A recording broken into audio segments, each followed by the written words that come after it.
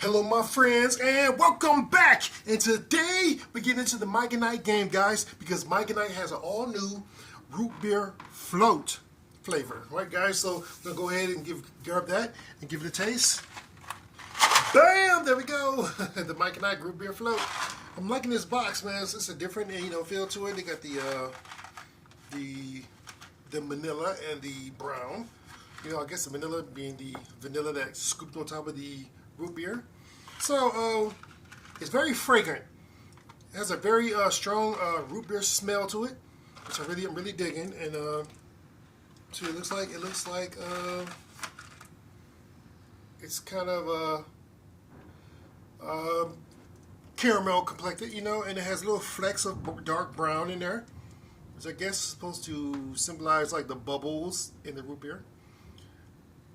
Okay, so now it's time for the taste.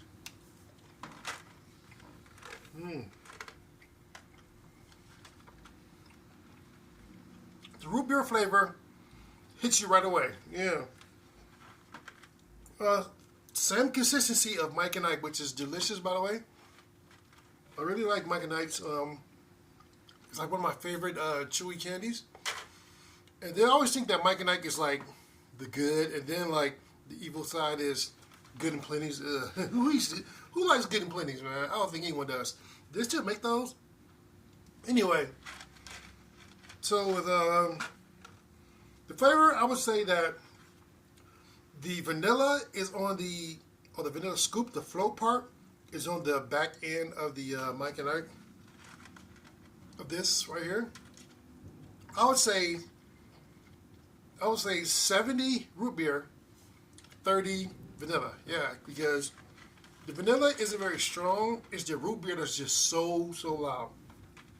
Like if you didn't know what a root beer float really tasted like, you wouldn't be looking for the vanilla, and you probably would never find it because it's so well hidden by all of that root beer flavor. I wish that there were more of a vanilla flavor in it, so I can taste it better, and it'd be more of a true root beer float flavor. Of course, we know that root beer is, you have the root beer and you have the vanilla on top, the vanilla scoop of ice cream on top of the root beer. So typically you would taste the vanilla first when you're taking it down, and then you'll taste all of the root beer.